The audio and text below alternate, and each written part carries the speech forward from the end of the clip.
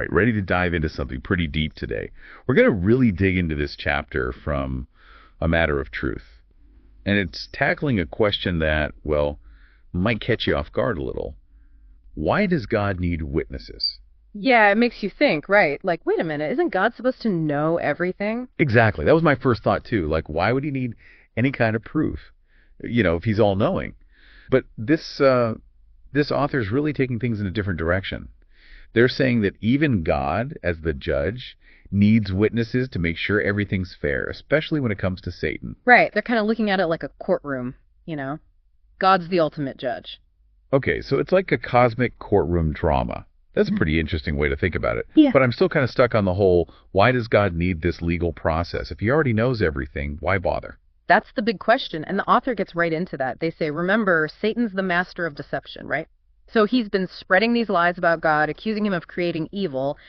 Basically, it's like he's putting God's character on trial. So it's not just about proving what really happened. It's about defending God's reputation, too. Exactly. It's like if there are accusations out there, even against God, there needs to be a fair process to address them. You can't just ignore it.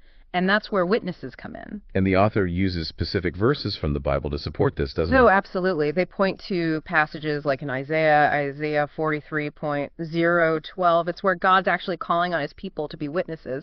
And it's not just a couple of witnesses either. They bring up Deuteronomy 17.6, which you might recall that's the law about needing multiple witnesses, like for a death sentence. Multiple witnesses for a serious sentence. Wow. Oh. Okay, so we've got this cosmic trial.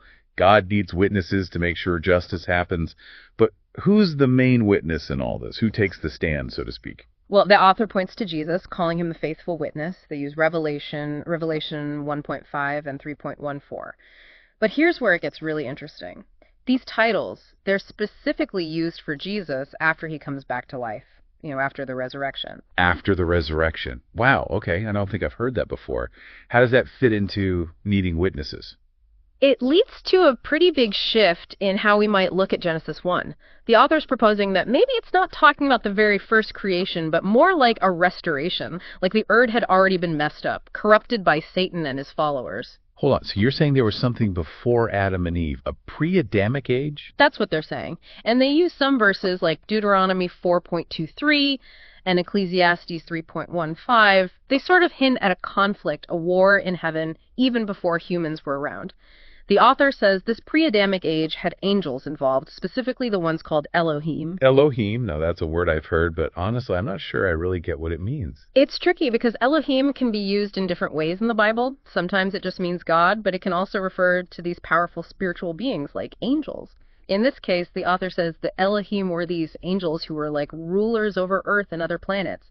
Some of them, well, they rebelled against God. Hence that whole ancient conflict we were talking about. Wow, so it's not just about Satan. There were other angels involved in this whole rebellion thing. That's right. And the author even uses Isaiah 10.33 and Isaiah 24.20 through 23 as descriptions of how God punished these fallen Elohim. So let me try to get this straight. God creates this amazing earth, puts angels in charge, and they basically stage a coup. And now God needs witnesses to, what? Set the record straight and bring order back. Yeah, that's the gist of it. And that's where we, humanity, come in. The author argues that part of the reason God created humans was to replace those fallen Elohim, like giving us a chance to show that free will can be used for good. Whoa, replacing rebellious angels, that's a big responsibility. How does the author connect humans and angels like that? They use a couple of places in the Bible, like Psalm 8.1-6 and Genesis 1.26-27. Remember how Psalm 8 says humans are a little lower than the angels? They say that was a deliberate choice by God, like creating us with the potential to rise up to the level of those who fell. So we're like the understudies ready to step in and prove ourselves worthy. That's a pretty mind-blowing idea. It really is. And it adds another layer to why God needs witnesses, right? It's not just about proving Satan's guilty, but also showing that creation can be faithful, righteous, proving that God's plan for a loving and just creation can actually work. And humans were a key part of that. This is giving me a whole new way to think about humanity's place in all of this. We're not just watching, we're part of this cosmic drama unfolding. But what happens if we mess up, if we fail the test? Does the author talk about that at all? That's where things get even more interesting. This idea that humans are replacing fallen angels, the author says, it's not just a one-time thing in the past, it's like an ongoing process. They bring up a verse from Thessalonians Thessalonians 2.34, and it talks about a falling away, this man of sin who's going to deceive a lot of people. It's like this constant struggle between truth and lies, and we're right in the middle of it. Okay, now that's a little scary, honestly. So it's not just that some angels went bad way back when, but that we could fall into the same trap. We're constantly being tested, kind of. That's how the author sees it. And they connect this to some of the things we see happening today, like all those conspiracy theories about ancient aliens.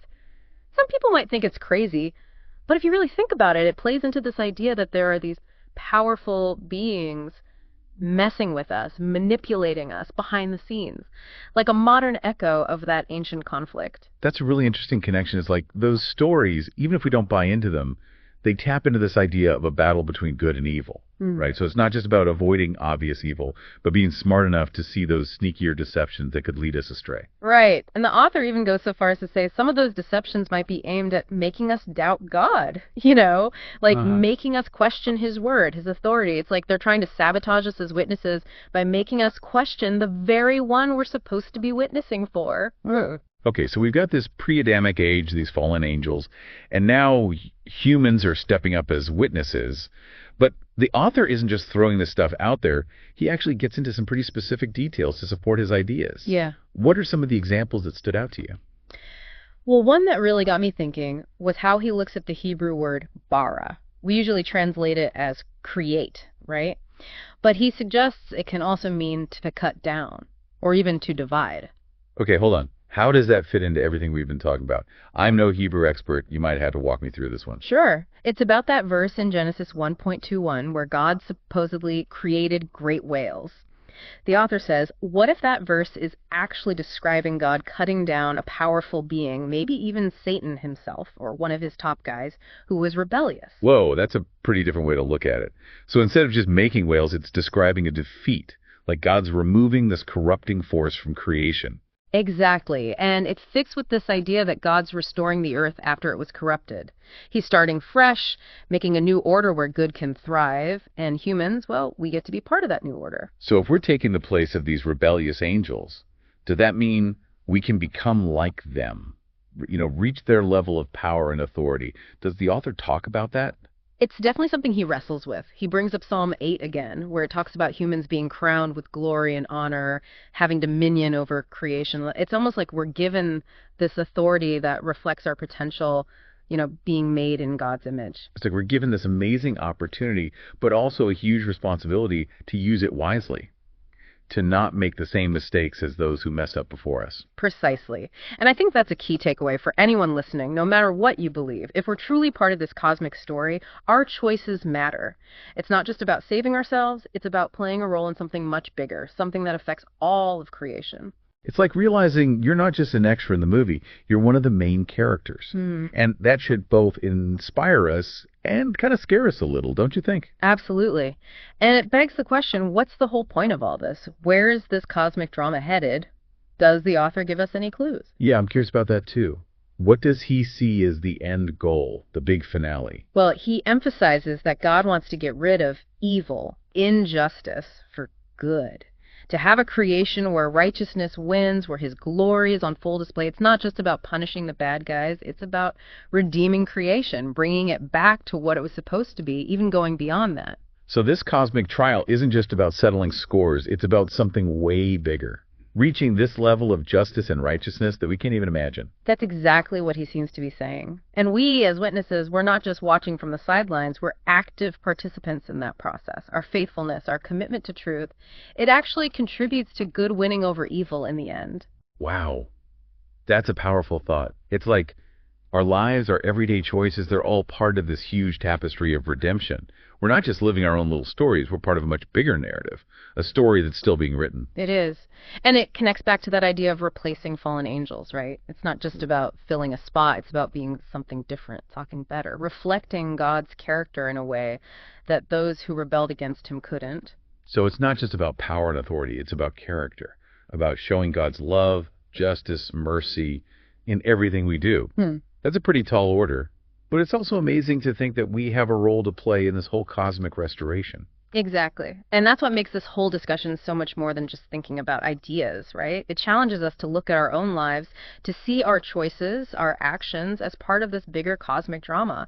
It's a call to live with purpose, to see our lives as part of something way beyond what we can understand. When we started this deep dive, I thought it would be all theoretical, but it's become something much more personal, much deeper.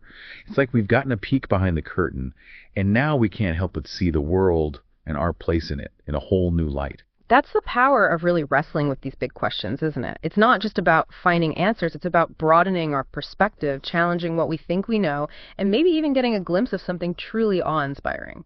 Speaking of awe-inspiring, we've talked about God needing witnesses, Jesus' role, the pre-Adamic age, even humans potentially replacing fallen angels. What does the author see as the ultimate takeaway from all of this? Where does this understanding lead us? That's a great question. And I think he would say it leads us to a deeper understanding of our own potential and maybe an even bigger sense of responsibility. Okay, I can see that. But what does that mean practically? What does it look like to actually embrace that potential and responsibility in our everyday lives? How do we move beyond just knowing about this cosmic drama to actually participating in it in a real way? That's the big question, right? It's easy to talk about these big ideas, but how do we actually, live them? What does it even mean to be a witness in this whole cosmic thing, like practically in our everyday lives? Yeah, that's what I'm wondering too. It's one thing to understand it all, but how do we actually put it into practice? Well, I think it starts with realizing that it's not all about us, It's about trying to align ourselves with what God wants, seeking His guidance, letting Him work through us. It's about reflecting His character in a world that, well, often seems kind of lost. So it's more than just like going to church or praying. Yeah. It's about showing God's love, His justice, His mercy in how we treat other people, the choices we make, how we work, our relationships, all of it. Exactly. It's like realizing that every moment, every interaction, it's a chance to be a witness, to shine a light in the darkness, to offer hope, healing in a world that really needs it. It's like we're ambassadors, right? Representing a whole different kingdom, a different way of being. But that can feel pretty overwhelming, honestly. How do we even begin to live up to something like that? Yeah, I don't think it's about being perfect or having it all figured out. It's about those small steps, those daily choices that reflect God's heart, Being kind, forgiving, just merciful, even when it's tough, even when we don't want to be. So it's about those little acts of love and kindness, like when we choose to put others first, or speak up for what's right, offer help, forgive someone who's hurt us. Those things might seem small, but maybe that's how we're part of this cosmic drama. One little act of faithfulness at a time. I think you're right on. It's like each act of kindness, each time we're brave, each time we choose truth, it's like adding a little piece to this huge picture of redemption. By itself, it might not look like much, but when you see the whole thing, it's amazing. Like a mosaic, isn't it? Yeah. Each piece is tiny, doesn't seem that important, but when you put them all together, it's beautiful. Something much bigger than all the little pieces. Exactly. And that's what makes this whole being a witness thing so powerful. We might feel small, like we don't matter much, but we're part of something huge, something incredible. And even our smallest efforts, when we're faithful, they make a difference. That's encouraging. It reminds me that we don't have to know everything. We don't have to be perfect. We just have to be willing to take those small steps, be faithful in the little things, and trust that God will use them. And I think that's something everyone can relate to no matter what their background is, what they believe. We all have the potential to do good, to make a difference in the world. It's about seeing that potential in ourselves and choosing to live it out. This deep dive, wow, it's been a lot. Yeah. So much information, so many insights. We've gone through ancient scriptures, these mind-blowing ideas, pre-Adamic age, why God needs witnesses, even humanity's potential to be like taking the place of angels. It's a lot to take in. Yeah, and hopefully it's made you curious, made you want to explore these ideas more, and maybe even renew that commitment to playing your part in this whole cosmic drama, Because we all have a part. To everyone listening, I hope this deep dive has really gotten you thinking. And remember, it's not just about listening and learning. It's about taking what we've talked about and actually applying it to our lives, letting it change our choices, our actions, and, even our destinies. Keep searching for truth, keep asking those questions, and keep looking for those chances to be a witness, to make a difference, to leave the world better than you found it, because that's what it's all about in the end. Until next time, keep diving deep. For sound biblical doctrine, A Matter of Truth.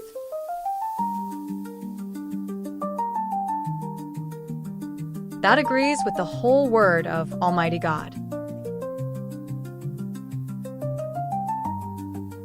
Please go to my following websites: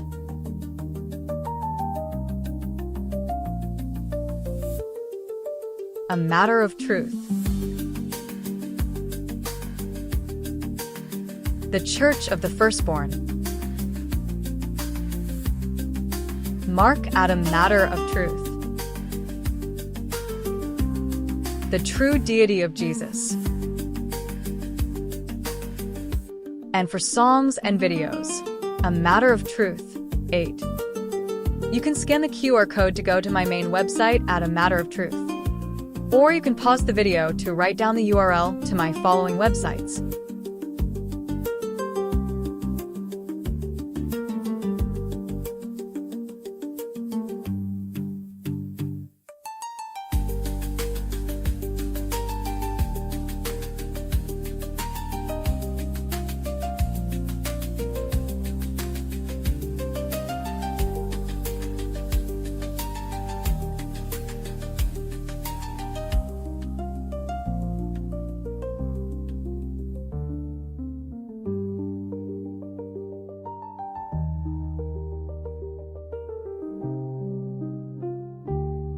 Thanks for watching. Don't forget to subscribe, like, and comment.